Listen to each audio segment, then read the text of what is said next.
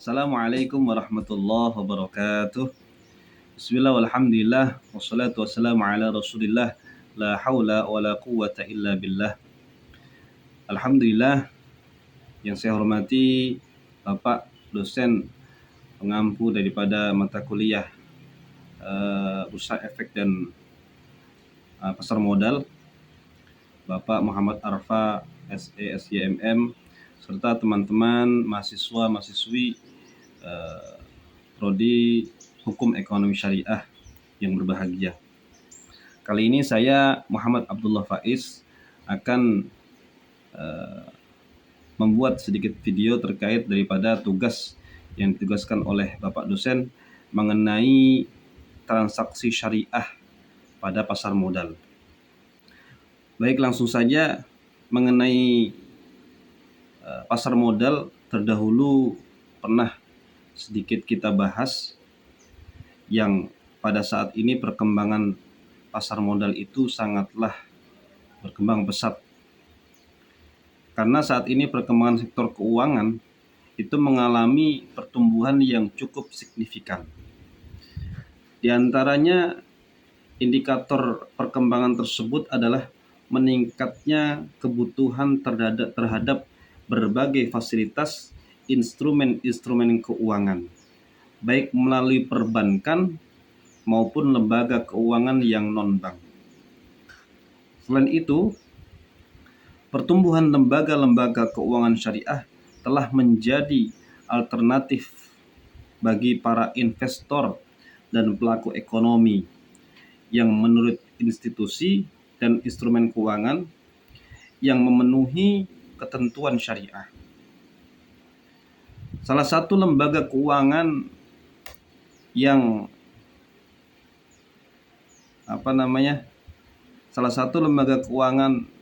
cukup strategis di dalam lintas sistem keuangan hari ini adalah pasar modal yang menawarkan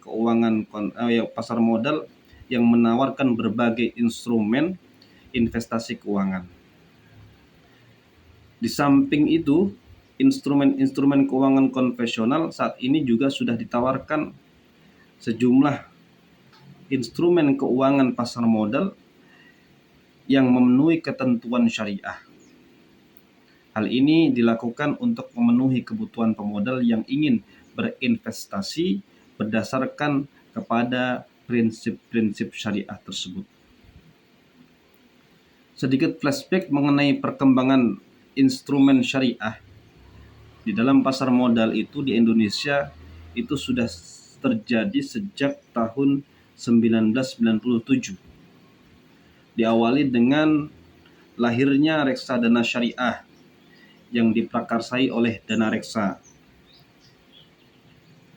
Yang kemudian bagaimana sebenarnya transaksi syariah yang ada di dalam pasar modal tersebut dibandingkan dengan transaksi konvensional. Dan bagaimana perkembangannya serta pelaksanaan di berbagai negara di dunia, khususnya di negara-negara muslim. Kita ketahui pasar modal itu merupakan bagian dari institusi keuangan yang kami temukan dari salah satu sumber, yaitu menyebutkan bahwa ada 3 definisi pasar modal. Yang pertama, dalam artian luas, pasar modal itu adalah keseluruhan sistem keuangan yang terorganisir, termasuk bank-bank komersil dan semua perantara di bidang keuangan, seperti surat berharga atau klaim jangka pendek. Surat berharga yang diklaim jangka pendek panjang primer yang tidak langsung. Yang kedua, dalam arti menengah, pasar modal adalah semua pasar yang terorganisir dan lembaga-lembaga yang memperdagangkan warkat kredit. Biasanya ini berjangka lebih daripada 1 tahun, termasuk di dalamnya adalah saham, obligasi, pinjaman berjangka, deposito berjangka, dan lain sebagainya. Yang ketiga, dalam artian sempit, pasar modal adalah tempat pasar yang terorganisir yang memperdagangkan saham dan obligasi dengan menggunakan jasa maklar. dan underwriter. Nah, dari definisi di atas dapat disimpulkan bahwa pasar modal merupakan salah satu bentuk kegiatan dari lembaga keuangan non-bank sebagai sarana untuk memperluas sumber-sumber pembiayaan perusahaan. Nah, jika dilihat dari sejarahnya, perkembangan pasar modal di Indonesia itu diawali sejak daripada masa pendudukan Belanda di Indonesia, yang tujuannya adalah untuk menghimpun dana guna menunjang ekspansi usaha perkebunan milik kolonial Belanda. Kemudian setelah memasuki era kemerdekaan Indonesia, pada 1 September 1951 dikeluarkanlah Undang-Undang Darurat Nomor 13 tentang Bursa yang kemudian ditetapkan sebagai Undang-Undang Bursa Nomor 15 tahun 1952. Nah, sejak mulai Orde Baru, pemerintah baru memulai secara serius memperhatikan pertumbuhan dan perkembangan pasar modal. Kemudian nanti dibentuklah badan-badan penunjang sebagai untuk mensukseskan daripada undang-undang tersebut. Di antaranya nanti ada Badan Pelaksanaan Pasar Modal, ada Badan Pengawas Pasar Modal dan Lembaga Keuangan, Bapepam dan LK, dan lain sebagainya. Nah, dari penelusuran terhadap perjalanan sejarah pasar modal ini dapat menunjukkan betapa strategis dan dibutuhkannya pasar modal ini di Indonesia.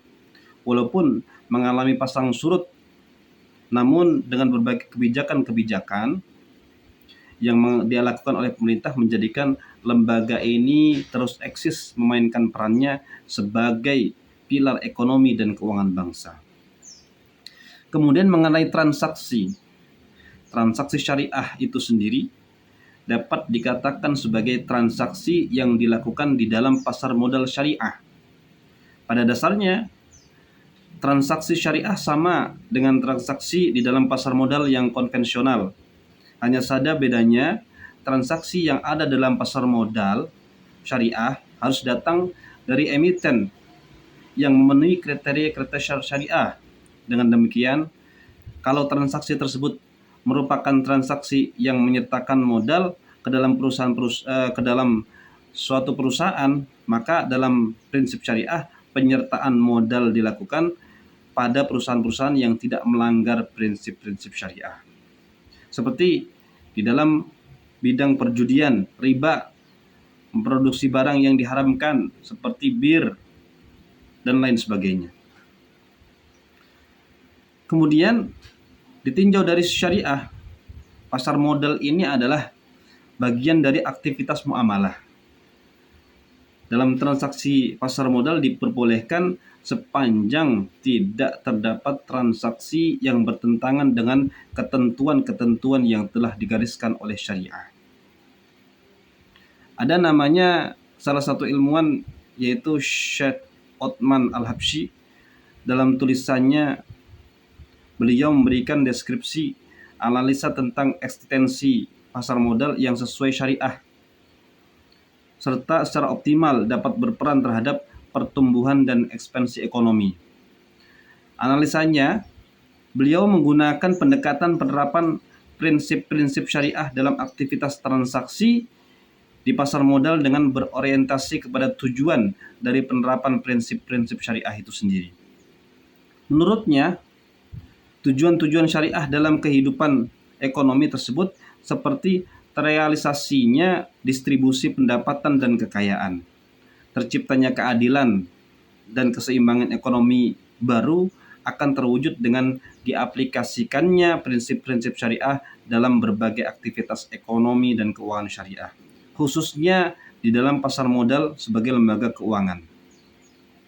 Di antara prinsip-prinsip tersebut adalah pelarangan riba, sebagaimana tertuang di dalam surat Al-Baqarah ayat 257 sampai 275, 276 dan 278 290. Maka kemudian syariah melarang transaksi yang di dalamnya terdapat spekulasi dan mengandung gharar atau ketidakjelasan, yaitu transaksi yang di dalamnya dimungkinkan terjadinya penipuan atau khidah. Termasuk dalam pengertian ini adalah melakukan penawaran palsu, ditawar palsu tapi palsu, dan juga transaksi atas barang yang belum dimiliki. Kemudian juga ada juga menjual sesuatu yang belum jelas, bai'ul ma'dum, dan juga pembelian untuk penimbunan efek dan menyebarluaskan informasi yang menyesatkan atau memakai informasi dalam orang dalam untuk memperoleh keuntungan transaksi yang dilarang. Maka kesemua prinsip ini akan menjadi landasan bagi beroperasinya aktivitas-aktivitas ekonomi dan keuangan khususnya di pasar modal. Dengan adanya berbagai ketentuan dan pandangan syariah tersebut di atas, maka investasi tidak dapat dilakukan terhadap semua produk pasar modal karena di antara produk pasar modal itu banyak yang bertentangan dengan syariah. Oleh karena itu, investasi di pasar modal harus dilakukan dengan selektif dan dengan hati-hati atau ihtiyat supaya tidak masuk supaya tidak masuk kepada produk-produk yang non halal, sehingga hal inilah yang mendorong terjadinya islamisasi pasar modal. Selain itu, ada prinsip-prinsip syariah yang juga memberikan penekanan dalam beberapa aspek. Yang pertama, harus produk tersebut harus terjamin kehalalannya dari kegiatan usaha, karena menurut prinsip syariah manusia hanya boleh memperoleh keuntungan dan penambahan harta dari hal-hal yang halal dan baik. Yang kedua, adanya kegiatan usaha yang spesifik dengan manfaat yang jelas. Dan yang ketiga, adanya mekanisme bagi hasil yang adil, baik dalam untung maupun rugi, menurut pernyataan masing-masing pihak. Dan yang keempat, yaitu penekanan pada mekanisme pasar yang wajar dan prinsip kehati-hatian baik pada emiten maupun investor.